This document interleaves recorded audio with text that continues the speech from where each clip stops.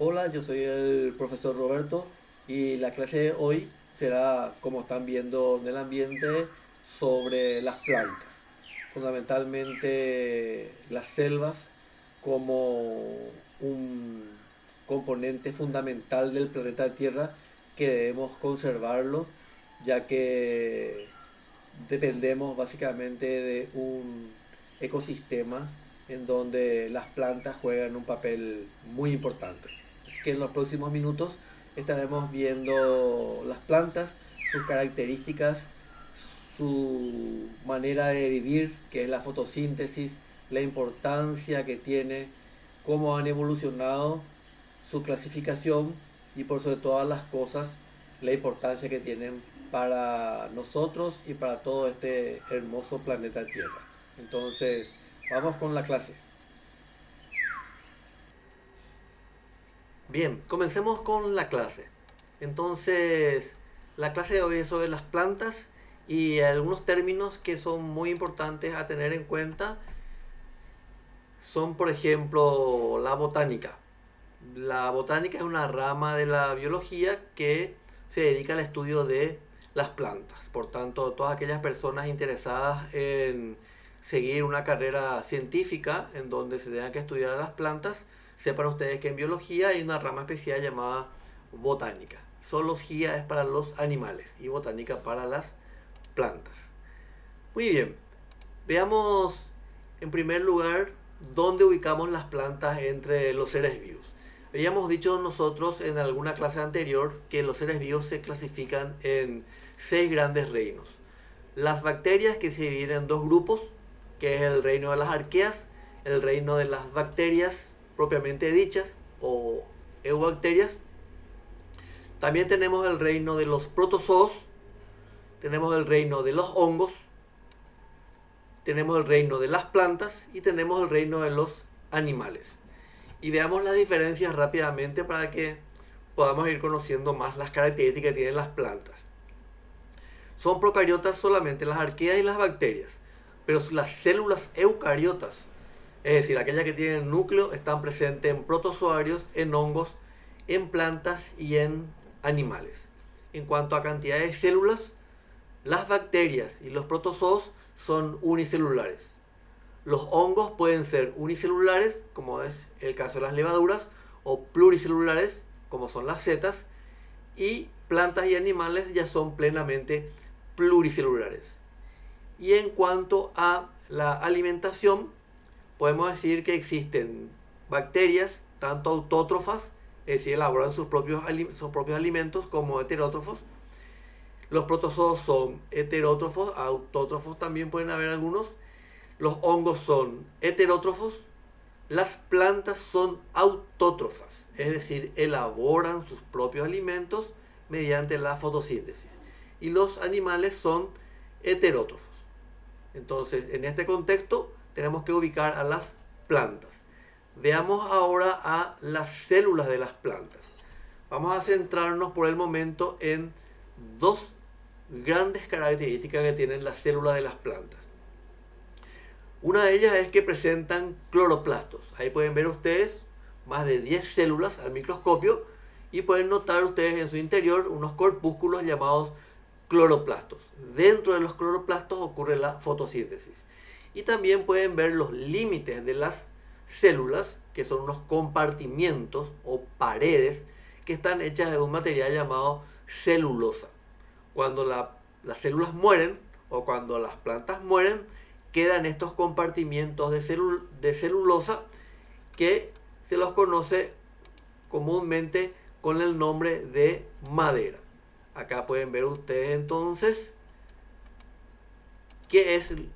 cuál es la consecuencia de que las células de las plantas se encuentren rodeadas de celulosa. Cuando mueren las células de las plantas, queda este material y conforma lo que se conoce con el nombre de la madera, hecha a partir de una pared de celulosa. Entonces, ¿cómo se puede realizar una representación artística en base a una serie de conocimientos sobre cómo son las células vegetales? Entonces, acá tenemos están rodeadas de celulosa, la célula está en el interior, presenta un núcleo, alrededor los organoides de membrana, la mitocondria para la respiración de las plantas, y ahí pueden ver ustedes 3 cloroplastos, para que sea algo más fácil de identificar, que tienen una importante función en la fotosíntesis. Muy bien, entonces de esta primera parte podemos decir que las plantas son uno de los 6 reinos de los seres vivos, son pluricelulares, son eucariotas, es decir, tienen núcleo, son autótrofos por fotosíntesis y sus células están cubiertas por celulosa. Tengan en cuenta estas características de las plantas para poder dar inicio a las demás características. Veamos ahora otra importante característica de las plantas: su participación en el ciclo de carbono. Normalmente el carbono se halla presente en todos los seres vivos y pasa a la atmósfera a través de una serie de procesos, ya sea por respiración, ya sea por expulsión de gases, como es el caso de las vacas, que expulsan metano. El metano tiene carbono, ya sea porque la materia orgánica se descompone. En algunos casos esa materia orgánica puede no descomponerse, acumularse y preservarse en forma de un material que se conoce con el nombre de petróleo a lo largo de los millones de años. Este petróleo luego los seres humanos lo extraen y lo combustionan, es decir, lo convierten en fuego, y el fuego produce dióxido de carbono, como así también cuando se producen incendios en las industrias, o como ya les dije, en los motores que utilizan combustión de petróleo, o sea, de combustibles fósiles. Entonces, así podemos ver que a la atmósfera estamos expulsando permanentemente gases con carbono. Y para hallar ese equilibrio, es la fotosíntesis de las plantas las que permiten extraer el carbono de la atmósfera. Si nosotros continuamos expulsando el carbono a la atmósfera y deforestamos, entonces estamos produciendo un desfasaje, especialmente cuando quitamos el carbono acumulado en el petróleo, y cuando deforestamos es donde se produce un desequilibrio, un aumento del carbono en la atmósfera, y esto genera un calentamiento global. Entonces las plantas y los organismos que hacen fotosíntesis son fundamentales para poder mantener el ciclo de carbono sostenible para la vida en la Tierra. Veamos ahora a la fotosíntesis, este proceso biológico químico que permite a las plantas realizar lo siguiente. Toda célula vegetal tiene, como habíamos dicho nosotros, cloroplastos. Y los cloroplastos pueden, a partir del agua y a partir del dióxido de carbono, por una reacción química, pueden producir glucosa. La glucosa es una molécula orgánica que contiene energía química. Es la energía del sol metida dentro de una molécula química. Esa es la glucosa, y que le permite a los seres vivos utilizarlo como una fuente de energía. Esta glucosa es utilizada para alimentación. También en la fotosíntesis se produce agua y también se produce oxígeno.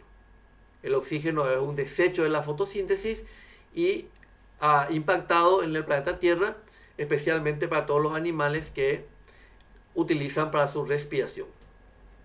Bien, un error que suele cometerse es pensar que las plantas no respiran, y las plantas también respiran, poseen mitocondrias, y también de alguna manera absorben oxígeno. Pero lo hacen las plantas también producen dióxido de carbono, pero en un balance entre la fotosíntesis y la respiración, es más el dióxido de carbono que las plantas absorben que el dióxido de carbono que las plantas producen. Entonces, esta es la fórmula química de la fotosíntesis y de la respiración. Ahí pueden ver que el agua combinada con el dióxido de carbono más la energía solar producen glucosa y expulsa la planta oxígeno.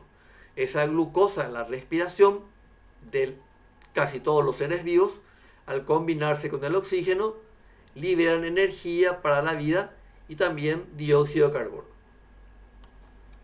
Muy bien, ahora que conocemos estas reacciones, podemos ver cómo funciona una hoja. Entonces aquí vamos a ver el interior de una hoja.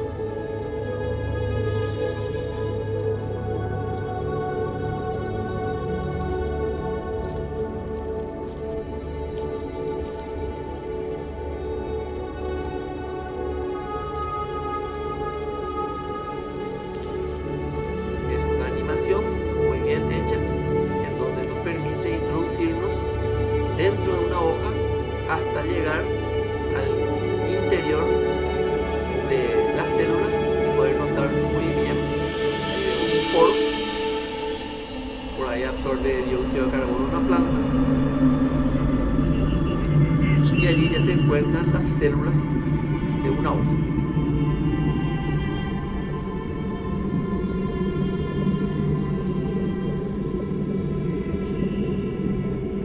Ahí pueden notar con un poco de transparencia las distintas partes del interior de la célula de una hoja, y ahí nos introducimos dentro de una célula de una planta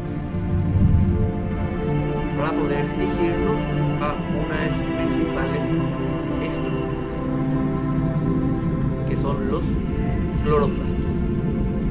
Dentro de los cloroplastos nosotros podemos encontrar otras subestructuras donde se va a encontrar la famosa molécula de la clorofila, que es esta que está acá. Entonces, de esta manera podemos viajar al interior de una hoja. Veamos ahora la reproducción de las plantas. Las plantas pueden tener reproducción tanto asexual como sexual. Una reproducción combinada llamada alterna, es decir, sexual y asexual. Veamos primero la reproducción asexual de las plantas, es decir, aquella en la que no se requiere células sexuales, no se requieren flores, por ejemplo, como vamos a ver enseguida. Una manera asexual de reproducción de las plantas es a través de los tubérculos, es decir, si yo una papa, una remolacha entierro, puede salir una nueva planta. O también por bulbo, como es el caso del ajo, la cebolla. O puede ser también a través de pequeños rizomas que tienen las plantas por debajo, que es un tallo subterráneo. Entonces esto es clásico del lirio, por ejemplo. A través de pequeñas ramitas que salen y que tocan el suelo y vuelven a sacar una nueva planta, como es el caso del estolón, es el caso de la frutilla. O algo muy común, que es por fragmentos de tallo o esquejes, que es cuando uno rompe un tallo, corta un tallo y lo entierra y vuelve a salir una nueva planta. Estas son formas asexuales de reproducción de las plantas. En algunos casos, como son los helechos, pueden ellos esparcir pequeñas semillitas o pequeñas particulitas conocidas con el nombre de esporas. Esto es muy común en unas plantas conocidas con el nombre de helechos. Pero la reproducción más sorprendente de las plantas es la reproducción sexual. Y esto lo realiza mediante órganos sexuales llamados flores.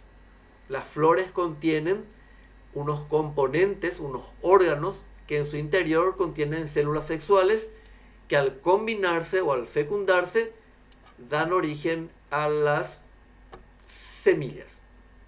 Entonces, de esta manera, las semillas pueden dar origen a una nueva planta. Veamos un pequeño video para ver cómo se reproducen las plantas a través de las semillas. Ahí podemos notar cómo a partir de una semilla comienza a desarrollarse la raíz, que es lo más principal de una planta. A partir de ahí surgen raíces secundarias y luego ya el pequeño tallo comienza a empujar para poder salir al exterior del suelo y en pocos días comenzar a desplegar los órganos que le van a permitir producir el alimento, que son las hojas. Entonces, de esta manera y en cámara rápida podemos ver cómo las semillas pueden dar origen a una nueva planta. Esta fotosíntesis es muy importante. Muy bien, veamos ahora, para ir terminando, la manera en que se clasifican las hojas. Las plantas, perdón. A medida que iban evolucionando las plantas, iban teniendo cada vez más características o niveles de organización. Por ejemplo, las primeras plantas no tenían sistema para conducir líquidos en su interior. Entonces, acá tenemos plantas muy primitivas como son los musgos. Los musgos carecen de raíces, carecen de hojas y carecen de tallo. Entonces, más adelante las plantas fueron evolucionando y ya comenzaron a tener un sistema vascular, es decir, conductos en el interior para transportar el agua y para transportar la glucosa, que es su principal alimento. Todavía no tenían flores, todavía no tenían semillas. Eso ocurrió algo más adelante. Este es el caso de los helechos. Y luego ya comenzaron a aparecer las primeras plantas que, si bien tenían algo parecido a semillas, aún no tenían frutos. El fruto permite proteger a las semillas. Entonces, más adelante ya comenzaron a aparecer las plantas con frutos y en su interior las semillas. Y finalmente las semillas, que pueden ser de un solo componente o de dos componentes. Entonces, desde el punto de vista evolutivo, las plantas de esta manera se clasifican de la siguiente manera: sin sistema vascular, los musgos, o con sistema vascular. Con sistema vascular pueden haber sin flores ni semillas o con flores y semillas. Y de las que, como es el caso de los helechos, que no tienen ni flores ni semillas. Luego, de las plantas con flores y semillas, se clasifican en las que no tienen frutos, como es el caso de los pinos, o las que sí tienen frutos, como es el caso del maíz, el poroto y la mayor parte de las plantas frutales que ustedes conocen. Y llegamos al final de la clase, entonces recordando la importancia que tienen las plantas. Fundamentalmente hábitat, ecosistema para la biodiversidad, como es el caso de los bosques, las praderas. Dan fertilidad al suelo y protegen al suelo. También son fuentes de medicina para los seres humanos y para los animales incluyendo. Es una alimentación directa o indirecta, ya que muchos animales que nosotros ingerimos se alimentan de plantas. También las plantas nos dan madera, nos dan fibras para tejido, como es el caso del algodón. También tienen un papel fundamental para aportar oxígeno para que podamos respirar o para que se forme la capa de ozono. Y también las plantas absorben de la atmósfera dióxido de carbono y aportan vapor de agua. Ese dióxido de carbono, dijimos, es fundamental para evitar que el planeta aumente su temperatura. También las plantas son importantes desde una dimensión social, de poder integrarnos al bosque y poder disfrutar nosotros, entre otros seres humanos, de esos lugares de esparcimientos. Y por supuesto, una dimensión espiritual en su importancia para poder ubicarnos nosotros en el universo y en relación a los demás seres vivos. También forman un componente importante en el ciclo del agua, ya que a través de las raíces absorben agua y a través de las hojas expiden vapor de agua. Y algo fundamental, como ya mencionamos, es que regulan la temperatura, inclusive de las ciudades, y también el régimen de lluvias. Así que eso es un rápido panorama sobre lo que son las plantas, la manera en que funcionan, la importancia que tienen y la manera en que están clasificadas de acuerdo a los seres humanos. Muy bien, esto ha sido todo. Entonces, agradecerle mucho por estos minutos y, como había dicho en un principio, espero que hayan podido comprender la manera en que las plantas funcionan y, por sobre todas las cosas, la importancia que tienen para nosotros y lo importante que es para todos los seres humanos preservar las selvas, los bosques y poder encontrarnos de nuevo con la naturaleza y poder vivir en armonía junto con estos compañeros de vida en el planeta Tierra, como es el reino de las plantas. Muchísimas gracias y hasta una próxima clase.